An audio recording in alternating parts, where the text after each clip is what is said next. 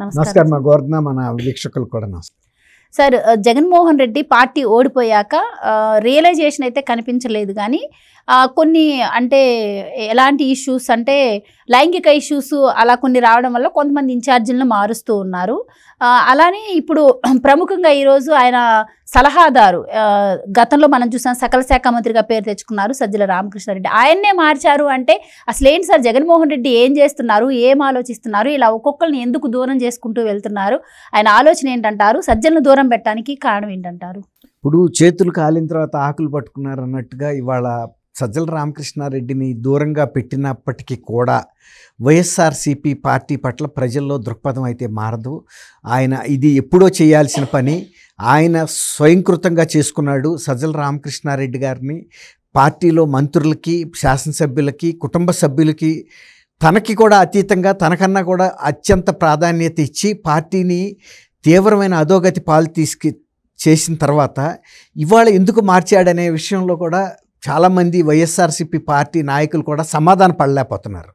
అసలు ఇలా మార్చడం వలన ఇవాళ పార్టీకి కొత్త జవసత్వాలు ఏమైనా ఇవ్వటానికి అవకాశం ఉంటుందా అనే విషయంలో కూడా పార్టీలో ఎవ్వరికీ కూడా నమ్మశక్యంగా లేదు. ఇప్పుడు ఆకస్మికంగా ఆయన సలహాదారు ఆళ్ల మోహన సాయి దత్ అనే వ్యక్తిని ప్రకటించడం ద్వారా ఈ పార్టీ పెట్టినప్పటి నుంచి సజ్జల రామకృష్ణారెడ్డికి రోజుకు ఒక రకంగా ప్రాధాన్యత ఇచ్చుకుంటా వెళ్ళి 2019లో ముఖ్యమంత్రి అయిన తర్వాత పార్టీ అధికారంలోకి వచ్చిన తర్వాత సర్వాధికారాలు ఆయనకే ఇచ్చి ఇప్పుడు దీంతో కొత్తగా జవసత్వాలు అయితే రాదు, పార్టీని ఎవరు నమ్మరు, పార్టీకి తీవ్రమైన నష్టం జరుగుతుందని అనేక సందర్భాల్లో ఆయన దృష్టికి తీసుకెళ్ళినప్పటికీ కూడా వాళ్ళ మీద చర్యలు తీసుకున్నారు. కానీ సజ్జల రామకృష్ణారెడ్డికి ఇంకా అదనపు బాధ్యతలు, అదనపు అధికారాలు, అదనపు ప్రాధాన్యత ఇచ్చాడనేది పార్టీలో ఉన్న మాట.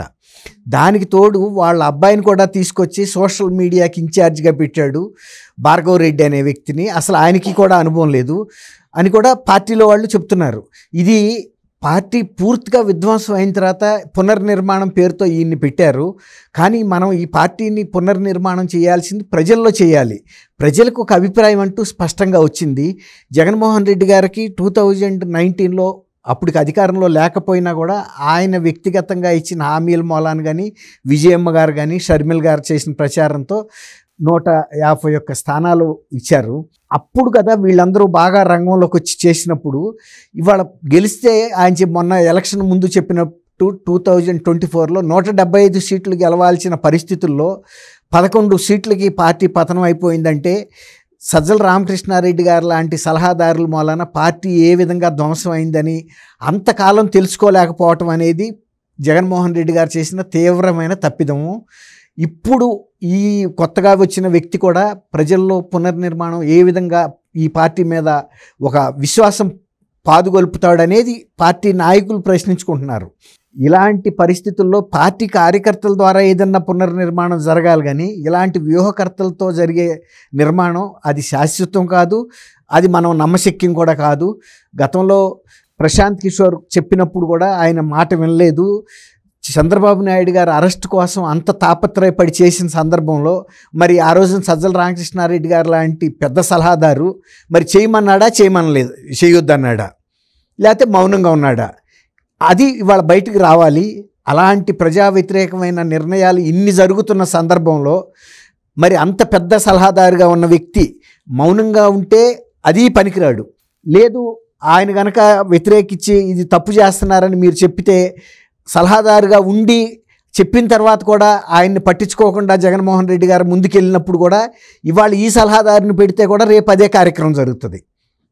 ఆయన చెప్పినా కూడా విన్ననప్పుడు ఒకవేళ కనుక నిజంగా సజ్జల సలహాదారు ఉండి కూడా మౌనంగా ఉంటే అట్లాంటి వ్యక్తితో అంతకాలం పాటు ఎలా ప్రయాణించాడు? అంత ప్రజా వ్యతిరేకమైన నిర్ణయాలు జరుగుతున్నప్పుడు పార్టీని అప్రమత్తం చేయాల్సిన అవసరం లేదా? ఇవన్నీ కూడా చాలా కీలకమైన అంశాలుగా పార్టీలో చర్చ జరుగుతుంది.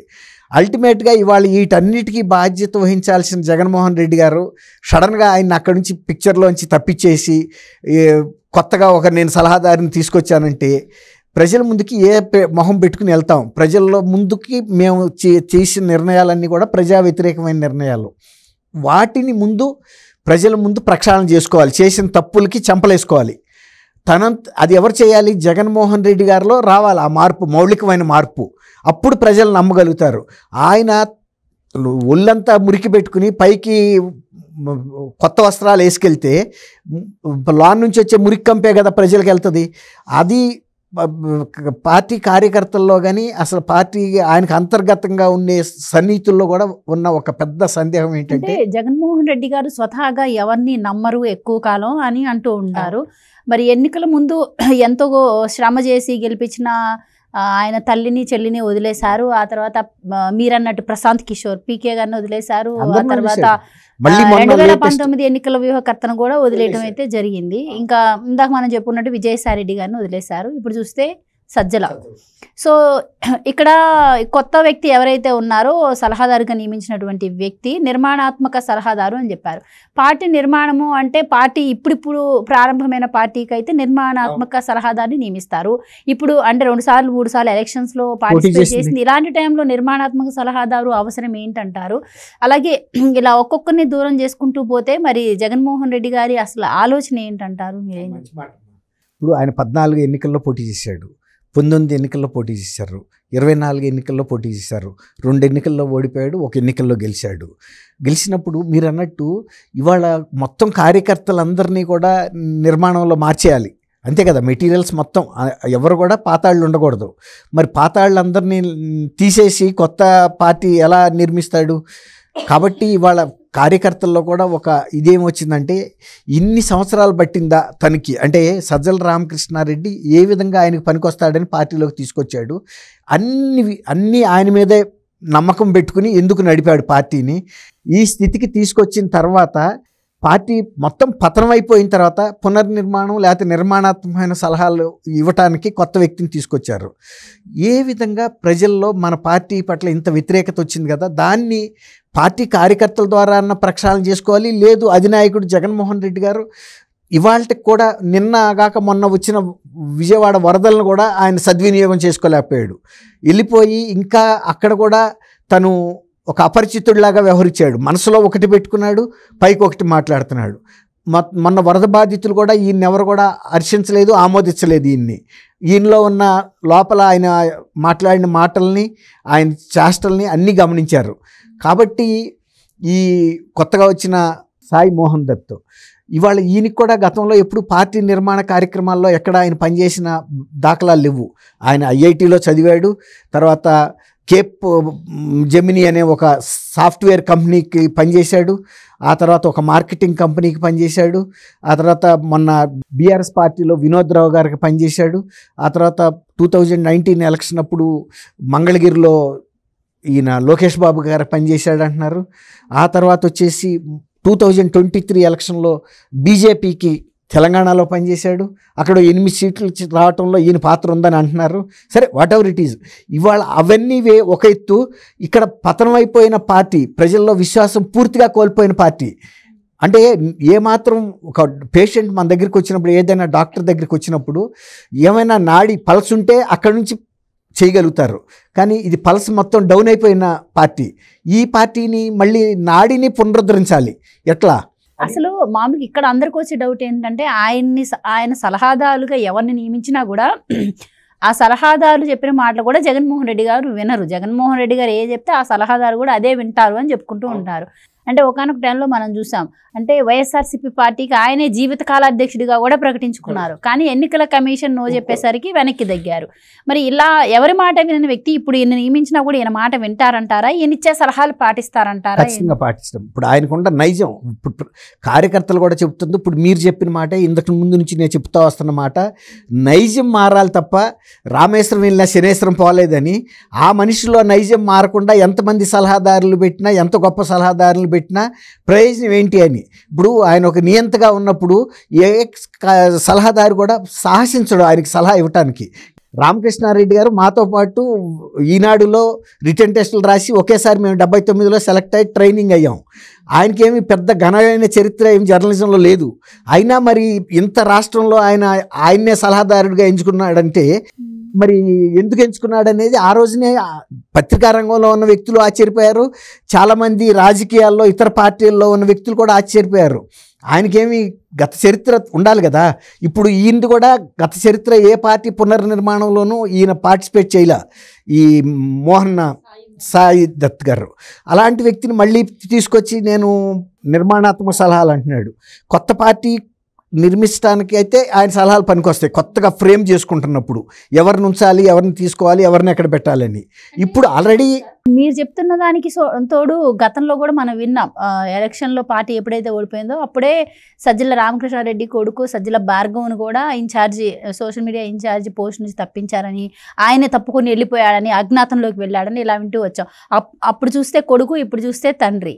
సో ఏంటి ఇంక వాళ్ళ ఫ్యూచర్ ఏంటంటే ఏం చెప్తారు? వాళ్ళ ఫ్యూచర్ గురించి కాదు ఇప్పుడు ఆలోచించాల్సింది. వాళ్ళకేం ఘనమైన చరిత్ర లేదు, ఈయనతో పాటే వచ్చారు, ఈయనతో పాటు వెళ్ళిపోయారు. ఇప్పటికే ఒక చరిత్ర సృష్టించుకున్నారు వాళ్ళు. కానీ వాళ్ళు ఆలోచించాల్సింది వైఎస్ఆర్సీపీ పార్టీ చరిత్ర ఏం జరగబోతుంది అనేది. అది పాయింట్ ఇక్కడ. వాళ్ళకేమి గతంలో ఆయన ఏమి పెద్ద చరిత్ర సృష్టించిన వ్యక్తి ఏం కాదు. ఇప్పుడు తను జగన్మోహన్ రెడ్డి ఇలాంటి వ్యక్తిని పెంచి పోషించి పార్టీని సర్వనాశనం చేసుకుని అంతా అయిపోయిన తర్వాత, ఇప్పుడు అగ్ని ప్రమాదం జరిగిపోయి బూడిద మిగిలిన తర్వాత ఫైర్ ఇంజిన్ తీసుకొస్తే ఫైర్ ఇంజిన్ చేయాల్సింది ఏముంటుంది? మంటలు ఆర్పటానికి. అక్కడ ఏమైనా మంటలు ఉంటాయి కదా ఆర్పటానికి. ఇప్పుడు పార్టీలో ఏమన్నా నిర్మాణం మిగిలితే కదా ఈయన నిర్మాణాత్మకమైన సూచనలు ఇవ్వటానికి. పార్టీ ఎంత విధ్వంసం అవ్వాలో అంత అయిపోయింది.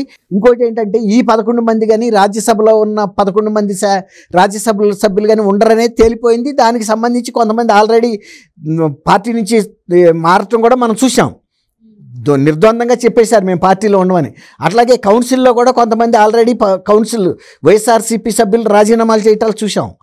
కాబట్టి పార్టీ ఉండదు అనేది ఆయన ఒక నిర్ణయానికి వచ్చిన తర్వాత, ఇప్పుడు ఆయన్ని సజ్జల రామకృష్ణారెడ్డి గారిని నేను తీసేశాను అంటే, నువ్వు నిర్మాణాత్మకంగా ఈయన ఏం చేయటానికి ఒక స్ట్రక్చర్ అన్న ఉంటే దాన్ని ఏదన్నా పునర్నిర్మాణం చేయటానికి ఉంటుంది. స్ట్రక్చరే లేని పార్టీకి ఇవాళ ఆ సాయి దత్ గారు చేయగలిగింది కూడా ఏమి ఉండదని పార్టీ కార్యకర్తలు కూడా చెబుతున్నారు. పార్టీ నాయకులు కూడా ఈ పార్టీ అధినాయకుడిని మారమని చెప్పారు. నాయన నీ ఇంట్లో ఉండే అంతర్గత కుమ్ములాటలు సర్దుకో ఫస్ట్, తర్వాత కొత్తగా ఎన్నికైన పార్టీకి కొంత టైం ఇవ్వు, వాళ్ళు ఫెయిల్ అయ్యే రకాన్న నువ్వు చూడు. వాళ్ళు అసలు ఏ పని మొదలు పెట్టకముందే నువ్వే అడ్డం పడి ఎందుకు ఇట్లాంటి విమర్శలు చేస్తున్నావు? తర్వాత రాజకీయ హత్యలు 26, 36 జరిగిందని చెప్పి ఢిల్లీ రాక వెళ్ళాడు.